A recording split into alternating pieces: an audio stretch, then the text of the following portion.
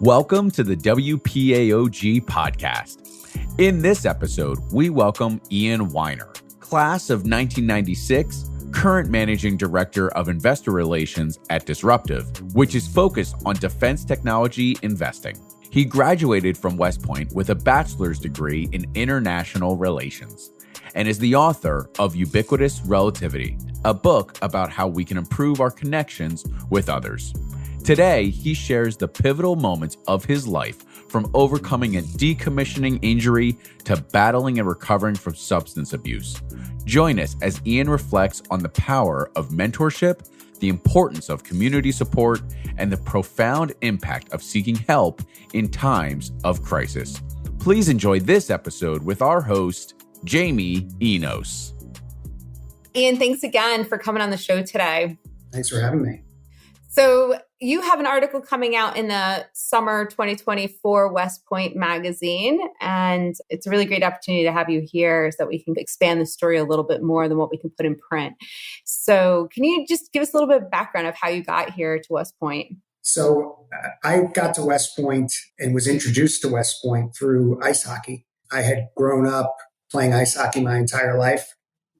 And when I was in high school, the first school that recruited me to play was West Point.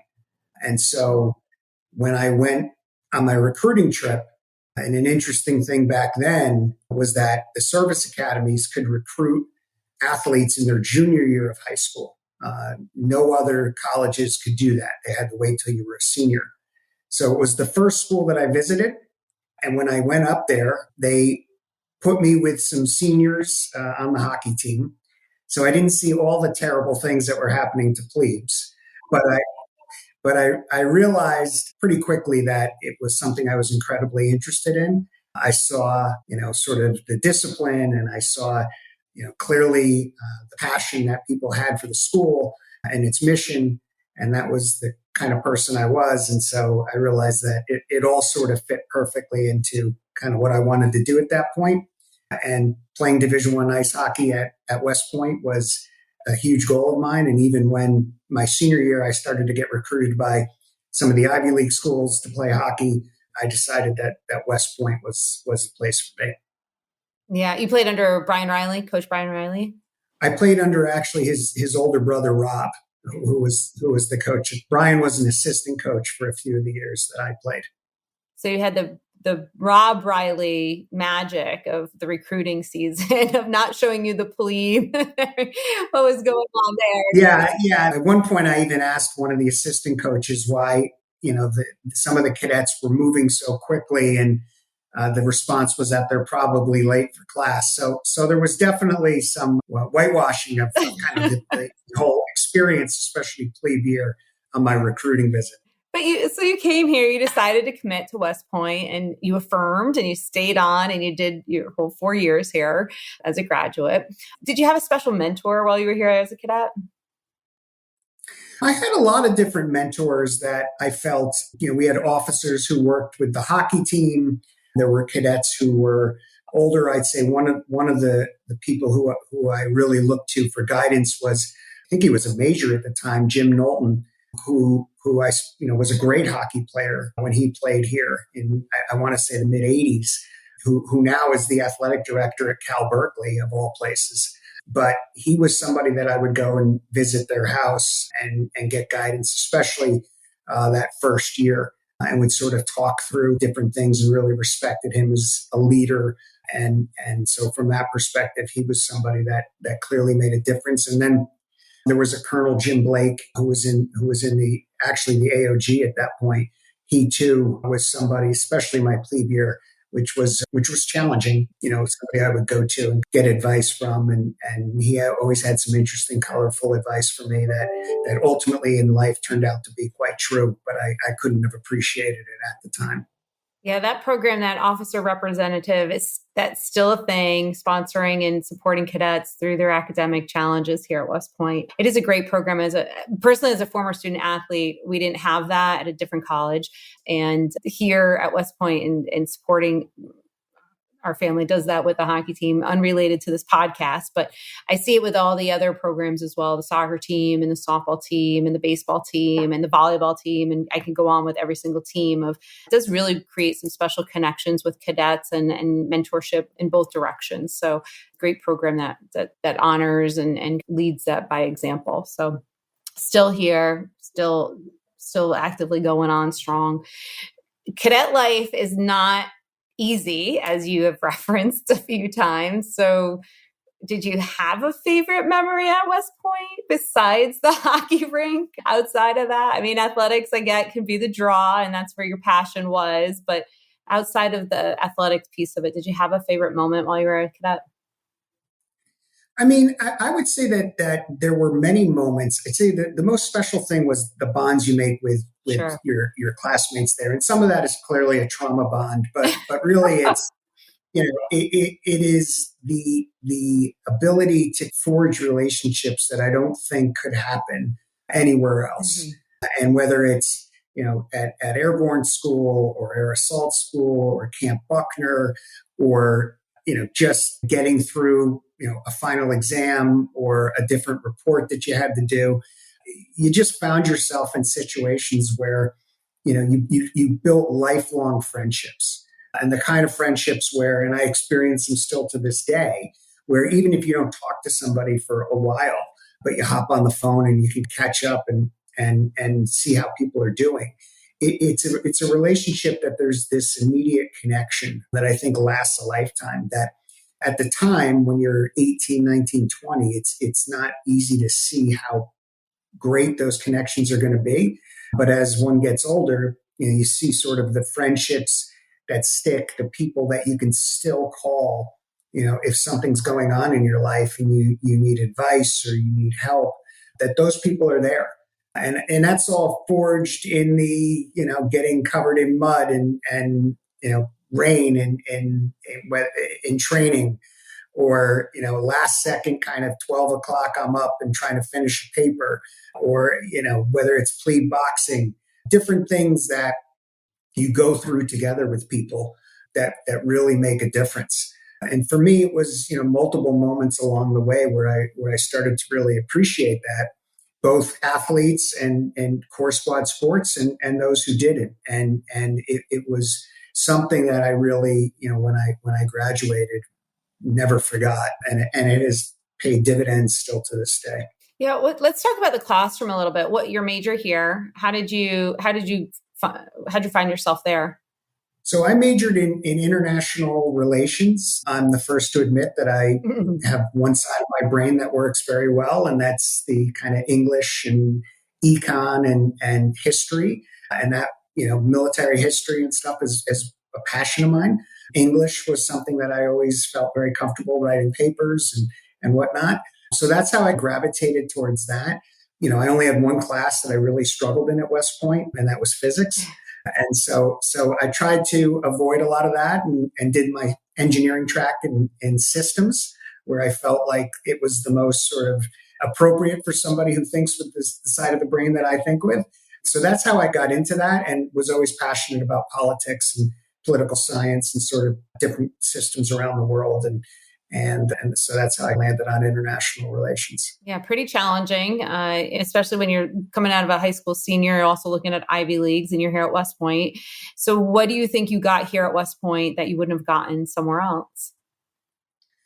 I mean, I think the biggest thing I got was understanding that there wasn't the ability to make excuses for things that I made a mistake on.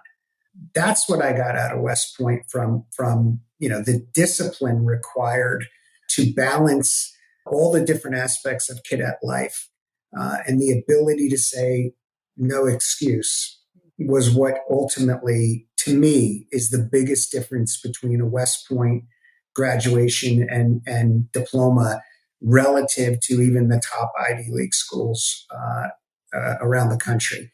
And that's, and I've seen it for decades, the difference in, a cadet or former cadet's ability when they make a mistake to say no excuse, to not point fingers. And when I made mistakes at West Point, That's what I was taught to say. And that response is so alien to others who haven't experienced West Point, that they're taken aback and then really appreciate it, because they say, that's great, that somebody's actually owning something. And so for me, that lesson out of West Point was a lesson that's really defined the successes that I've had, was largely because of that. And so, it's understanding, like, how do I balance the military aspect of what I'm doing, the physical aspect of what I'm doing, core squad hockey, academics, and taking a very disciplined approach to life, I think is really, been a difference maker for me. That is the number one resource here, right? It's time for cadets, and it's very valuable. It's taken a lot. There's not a lot of choices because it's so consumed by the mandatory requirements. So balance is very key in having to be successful in all of those areas. Absolutely. So you were, you go through West Point like a traditional cadet. You're playing core squad athletics. What were your summers like? What did you do over the summers for West Point and your training?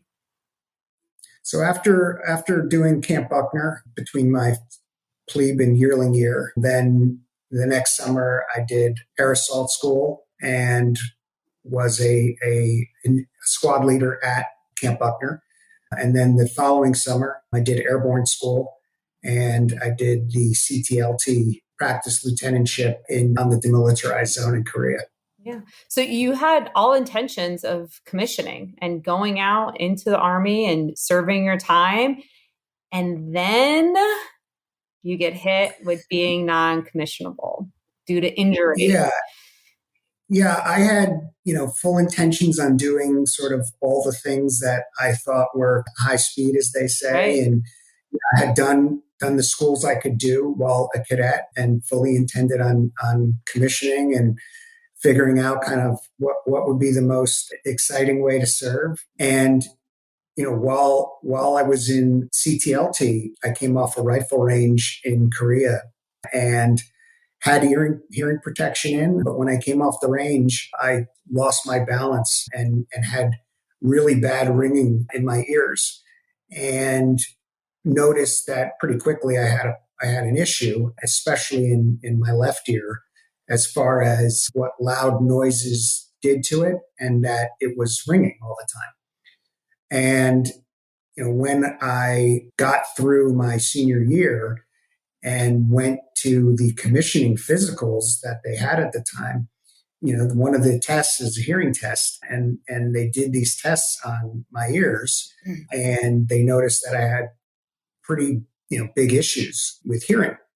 And then they did some more intensive tests on the inside of my ears, and they concluded that because of the damage that I had done over that summer, that any more exposure to rifle fire could result in going totally deaf. And so they basically gave me two options at the time. They said that you can either go into the finance corps and never fire a rifle again, or you're going to graduate and you're not commissionable in any other branch. And basically, good luck. And this was in March of my senior year. And so it was devastating, and it was a complete shock. I didn't expect it to be the case. Clearly, the Army was downsizing at the time, and I know there were other classmates of mine that were also not commissionable for various reasons. But when faced with that option, I realized that I did not want to be behind a desk in the military. It just wasn't what I wanted to do. And so I now needed to figure out, okay, well, what am I going to do with my life? Because I didn't have any intention of doing anything else, certainly not for the first 5 years after graduation. And so I started to consider what my options were. And it was at that point that I looked and saw that, I started talking to some of those officer representatives about my future. Sure. And one of them happened, his name was Bob Pine, and he said, look, he goes, I have a friend who is recruiting guys getting out of the military, West Point guys, to go work for Goldman Sachs. Why don't I connect you with him? And so I said, okay. I didn't know anything about finance. My family wasn't on Wall Street. And I wound up going into New York City and interviewing for the job and got the offer for the job. And I went back and I talked to this same major and said, I don't know the first thing about Wall Street. And he said, don't worry, it's, effing crazy down there. He goes, but you'll love it. Right. And so this was in 1996. And so I took the job, and a month, and a half after graduating from West Point, I was suddenly working on Wall Street for Goldman Sachs. Yeah, we here at AOG now are supporting some of those cadets that are uncommissionable, mostly due to health-related reasons, and supporting them by bringing them to the SAC so they can go through interview processes, whether it's either practice or for the final result of getting a job, because we do notice that there is a little bit of a drop there, and those cadets that are expecting, their whole West Point career are expecting to graduate, and they get to graduation and they are left out in a way from the feelings, and they're unable to do what they signed up to do. And so we've had success with doing that and bringing them down to the Service Academy Career Conference and supporting them that way here at AOG. So for anyone listening, if that's in your boat and that's what your future looks like, reach out to us here at AOG. We do have some staff that can support with that, because through experiences like yours, Ian, we've noticed, that there's an opportunity here for us to help. So I'm happy that I can report that on behalf of AOG through your pain, that there was a problem that we're trying to address. So you do get down to Wall Street and you're on the floor of the New York Stock Exchange, and you're not feeling so prepared for this, but it's a grind it out kind of moment. And that's what you do, right? So how does that start to work when you're in the mix and the hustle and the bustle? What's going on during your life? 96, right? These are high times in the market. Money is flowing like crazy. What is this young guy that just walks out of West Point feeling? I was completely overwhelmed and was completely out of place, had no idea what I was doing. You're going from uniform to suits, right? Because this is just a complete shocker, right? You're completely unprepared for this. Not even your wardrobe matches. Yeah, I had, I think, 2 suits that I had bought, and I had no idea what was going on. It was a whole new language. It was a whole new world. I remember that, I was getting paid $35,000 a year for the first year I was on Wall Street. And I thought I was the richest person on the planet compared to cadet life. Right. And then there was, it was the beginning of the dot-com boom, and there was money flowing everywhere. I got used to a lifestyle and just benefits and things that were going on. And it was easy. All you had to do was basically just come into work, and the money flowed to everybody. And so from that perspective, it was a culture that encouraged the kind of work hard, play hard mentality. And for me, as a young guy, that part was quite easy. And so it was really just getting adjusted to getting yelled at and screamed at by traders and other senior people. But coming from West Point, that part was easy. Right. It was really just getting used to this new life and this new world that, I had no connection to, and still dealing with the just disappointment of not being in the Army and trying to figure out where I fit in all of this. And all the structure, right? I mean, the structure from your daily life of the academics, the core squad athlete, the fitness that's coming on top of it, the military training. You had all this structure, and you just transition almost overnight, a month later, or what have you. and it's a free for all in New York City. Yeah. Yeah.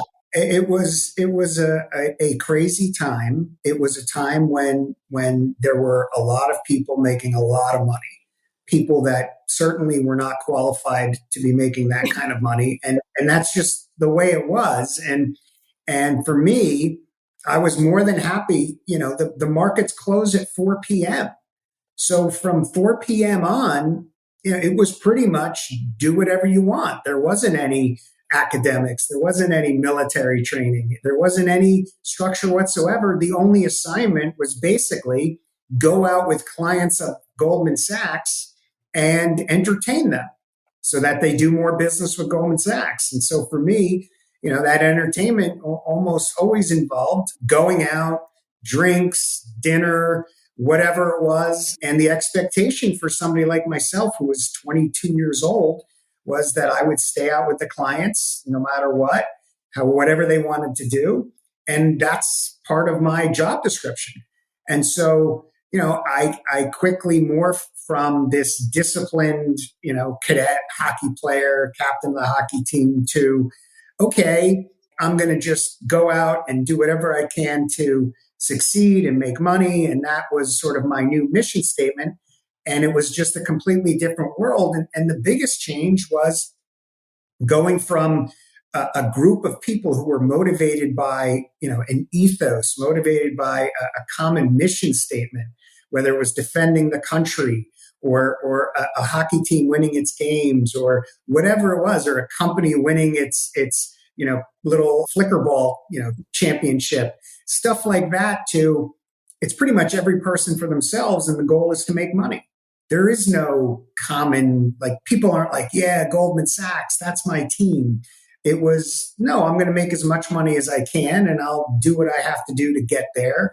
And that's what people concern themselves with. And so that was the biggest change. And going from being able to trust people almost implicitly because they were motivated by the same take the hill mission that you were, to not being able to trust anybody because everybody was sort of out for themselves. And that was what was encouraged. And so it was a huge adjustment for me, and one that took many, many years to really appreciate. Yeah. So, you talk about your struggle with addiction and this kind of that going from West Point, and you saw the behaviors perhaps but you were using athletics and working out and fitness as a way to get the satiety. And then you get into this environment where it's less structured and you, for lack of better words, lose control. Would that be an appropriate way to describe it for you? I don't want to use words. I would describe it as a loss of purpose. Okay. At West Point, every day I had a purpose. And my intention in going in the Army was to have a purpose. And that purpose was defending the country, defending the Constitution, things that I truly believed in. During hockey season, the purpose was win as many games as we could, play as well as I could. As a cadet, it was follow the rules, get good grades. Didn't always happen, but that was sort of the mission. Suddenly, that was all gone, all of it. And so I didn't have a purpose in life. All I had was things and stuff and filling that void, trying to find stuff that was going to make me feel good and feel something, suddenly became finding alcohol and drugs. And it was certainly to go out and entertain. And on Wall Street, a lot of that entertaining involved going out and drinking a lot, which eventually led to doing drugs. And as long as I produced, nobody asked any questions. And I always produced. And so for many years, that sort of act, so to speak, of I'm the guy who goes out and parties, but I bring in big business and I still can perform at a very high level, was perfectly fine. And on Wall Street, as I said, it wasn't difficult in the late 90s, early 2000s. It was quite easy to live that life because money was easy. There was just a huge boom going on. And so my, sort of mission and purpose morphed into something that was basically how to go out and bring in business. And for me, I believed that the way to do that was to party, and those drugs eased the pain of what I was truly missing, which was, service. And it eventually led me down a very dark path.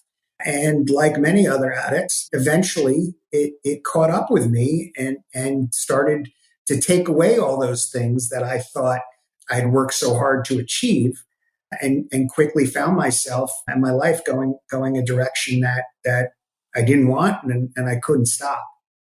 So you realize there's a problem, and what next? Like what happens after that? What is that moment for you? So, for many years I knew that I had a problem, but I continued to sort of feel that I could solve it through willpower. That with everything else in my life, if I just focused on the mission goal, that I could achieve it. That if it was, taking that hill, sort of metaphorically, whether, as a cadet doing whatever military training or whatever academics or athletics, if I had a goal, I understood what it was, and I could go after it and achieve it. Until I tried to stop drinking and doing drugs. And then I realized that I can't stop doing this, no matter how much willpower I think I have.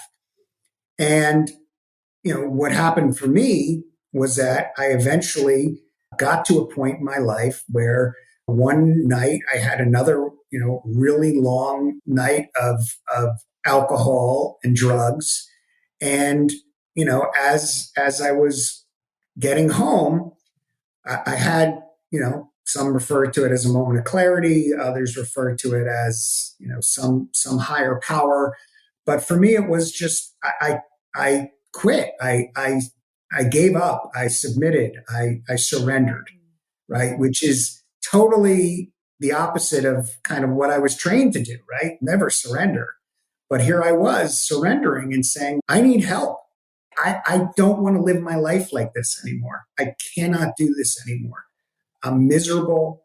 I can't stop, and I need help. And I give up. I'm powerless over this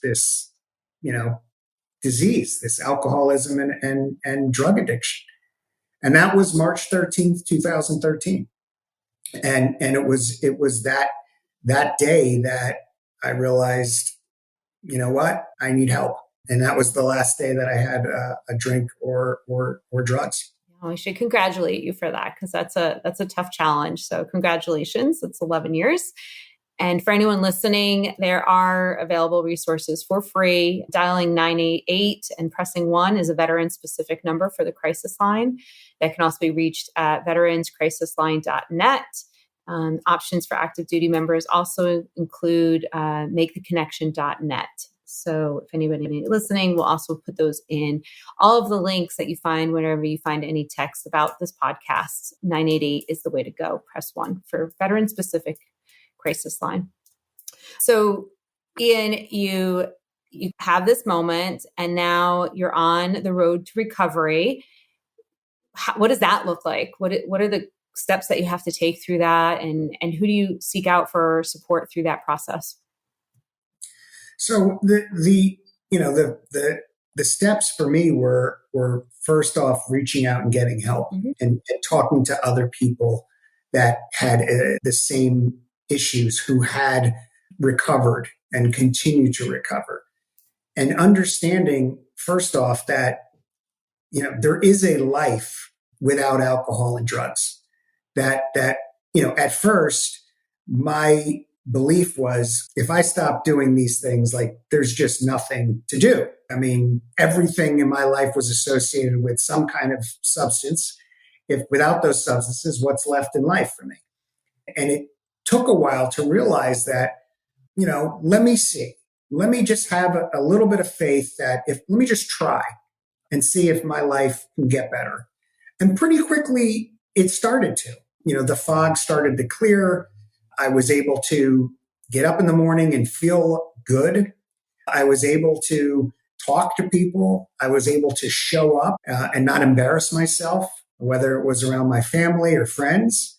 And by talking to more and more people who had stopped, had gotten into recovery, and spending my time with them, I realized, wow, these people are actually fun. And these people actually have a lot of the same stories I have, and I can relate to them. They can relate to me. And by talking to people, and some of them were, West Point graduates who had gone through similar stuff. Others were people on Wall Street, and there were plenty of them who, needed to get into recovery and did, and it stuck. And really spending time with them and asking questions and trying to seek out people that, wow, this person has what I want.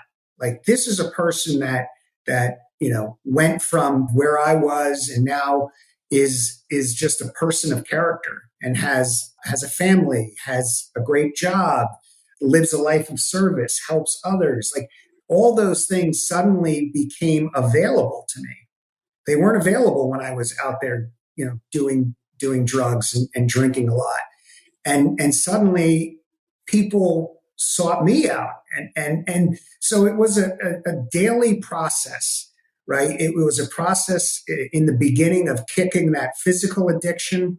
And that didn't take that long. And then it was what I consider the much harder part, which is, actually becoming and living emotionally sober, which is, if I say I'm going to do something, I do it. Right? If somebody needs help, I help them. That I try to do the harder right over the easier wrong, and try to live a lot of the things I learned at West Point. Going back to that kind of duty, honor, country, and realizing, like, okay, here are all the different ways I can live my life, and at the end of the day, each night, can I look at myself in the mirror and say, I've been a decent human being today? And if I haven't been, what can I do to fix that? To say I'm sorry to people? And suddenly, it fed on itself. And I quickly realized there's a lot of other folks out there, my classmates, others in West Point, that are struggling with the same thing. And as I became a little bit more open to telling my story and talking to other people, I realized that, I was able to do that. And so I went from living a life of selfishness and everything focused around me to slowly shifting towards, how can I try to be of service to people? And maybe this is what my purpose is. And maybe this is, all these years later after West Point and losing out on what I thought was the only thing that mattered, that maybe there's a way for me to give back in a different way. And maybe that can be just as important and just as powerful a purpose. And so it was that process that made all the difference for me. So how do you create that work-life balance now, so that you can stay on track? Again, celebrating 11 years, not an easy lift there. That's a hard struggle, I imagine. What do you do to make sure that you stay the course? So it kind of harkens back to what you said about the discipline. Like, I have a daily practice now. Like, I have a practice that, and I, to be clear, this is what works for me. Right. Everybody has different ways of approaching things. Great point. But, I get up in the morning now and I spend a half an hour without my phone writing in a journal. What am I grateful for? And then I write a letter to a higher power that I have and talk about what I'm anxious about, try to turn over stuff that I have no control over, which I've learned over the years is almost everything. And then I work at reaching out to people. That, to me, when I think about what's kept me sober, what's kept me sort of on track, it's that reaching out to people. It's getting on the phone. It's not texting. It's not emailing. It's picking up the phone and calling people for no particular reason. other than, hey, just wanted to see how you're doing. And it has allowed me to reconnect with so many classmates of mine. And because, we're getting a little older, everybody's doing really interesting things, both within the military and out of in the civilian world. Right. And so to have that ability to now reach out to people, check in, see how they're doing, really have an emotional connection and be willing to be vulnerable and share sort of what's going on in my life. People ask how I'm doing, and I'll tell them, there's some good, there's some bad, there's some struggles, there's some this, there's some that. But having that connection and offering myself to people, and I do this with plenty of people who are just friends who never served in the military, that is, what has made the difference. And doing that stuff, being a good husband, it's all work. It doesn't necessarily come easily. But if I get back to what I learned at West Point, if I get back to not making excuses for behavior that's not okay, if I get back into that, that is what keeps me sober. And so, and then it's at night, it really is thinking about the day and thinking about how did I act today? What did I do? What did I do right? What did I, and it goes back to that quote from Hamlet, to thine own self be true. And that is really what sobriety and my life boils down to now. Am I being true to myself? Am I being honest with myself? Because it's easy for me to fall back and think about I can fool people. And that's what I did when I was out there actively using.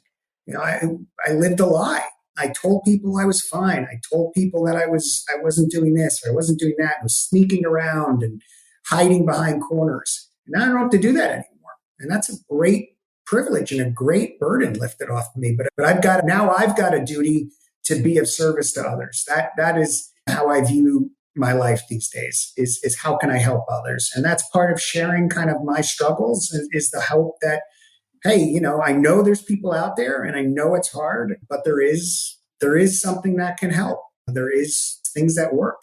Sure. You mentioned connections and staying connected. I know that recently you were back here at West Point. You laced up, you got out on the ice with some of our current cadet hockey players from the team. I bet that felt good. But do you have any other? Well, actually, it didn't feel good. I'm still sore.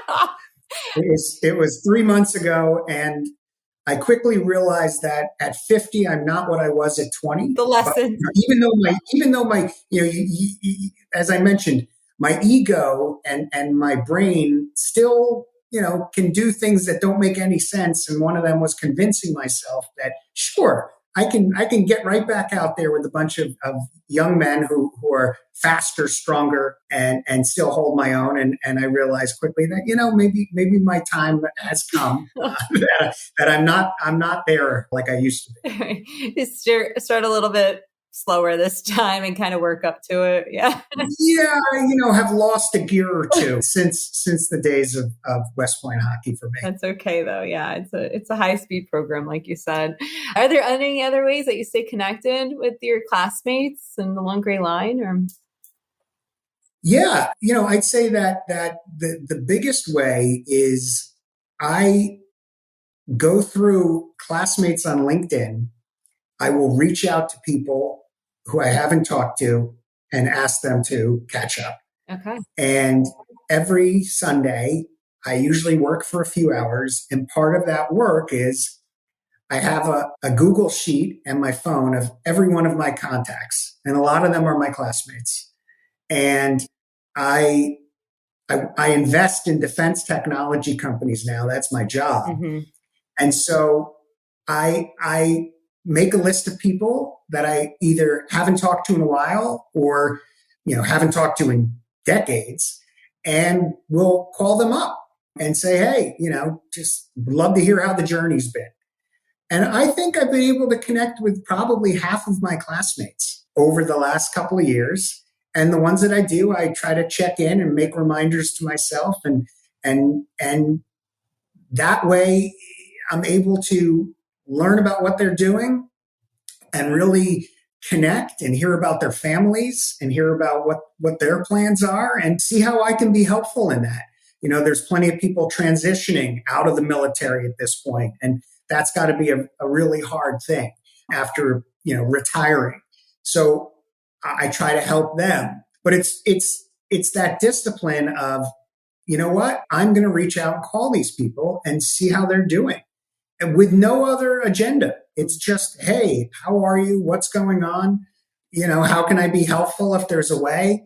And so that's how I stay connected to people. I mean, we have, a great sort of class officer, Kevin Affel, who does a wonderful job of keeping everybody up on what classmates are doing. And I'm eternally grateful to him for doing that. But it's really hey, let me see how this person's doing. Or, hey, this person's coming through Los Angeles. Let's grab coffee. And I'm doing that tomorrow with a classmate who's coming through. Yesterday I talked to 2 classmates of mine, hadn't talked to them in, a year, checked in, spent half an hour catching up. So that's what it is. And I would encourage people to do that with everybody because it's really rewarding and you never know where it's going to lead. And even if you're thinking about your career, like you don't know where it's going to lead and who can be helpful to you. And so having those connections, especially in a day and age where it's so easy to fall back into texting and emailing. And I just find that I don't get the same level of connection doing that. And so I'm going to reach out to people. And so that's how I stay connected to people in my class. That aligns with what we're trying to do here at AOG, right? And remain the most connected alumni body in the world. So that power of the long gray line is really something there. You're coming up on your 30th. I'm sorry to break the news, do the math for you, but your 30th reunion is coming up in 2026. You got some advice to your younger self that you would give? Wow. It's funny. Yes. I mean, on the one hand, I would tell myself to be a lot closer to the people that care for me than I was back then. I really thought I could do everything on my own, and that no matter what, I could control certain outcomes if I just willed it, and just could not be more wrong about that. On the other hand, and I think about this a lot. Oh, I wish I'd done this. I wish I'd done that. But if I had, I wouldn't be here right now. And so, there's nothing I can do to change any of that. There's plenty of things that I feel like, hey, I could have done this differently. I could have done that differently. I could have saved more money. I could have been smarter with this. But, that to me, I found at least, has not been a productive exercise. And so I look at it and say, all this stuff has led me to this moment right now. And what am I doing? I'm trying very hard to be of service to people. And if I hadn't made all the mistakes I made, if I hadn't had all the trials and tribulations, then who knows? I might not be here right now. And so, I try very hard to focus on what's happening right now. It's really hard. I've got to remind myself every day that, fretting about the future is not particularly helpful. Focusing on the past, not particularly helpful.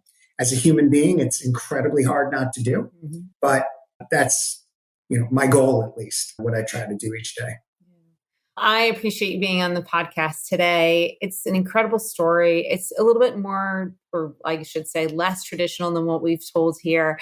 Very personal. So thank you for opening it up and giving us that viewpoint into your life. The article is in the summer 2024 edition of the West Point magazine. It'll also be online. And for anyone, again, that feels like they're in crisis and needs some support, dialing 988, pressing 1 for the veteran-specific number of the crisis line will get you there. You can also find them online at veteranscrisisline.net.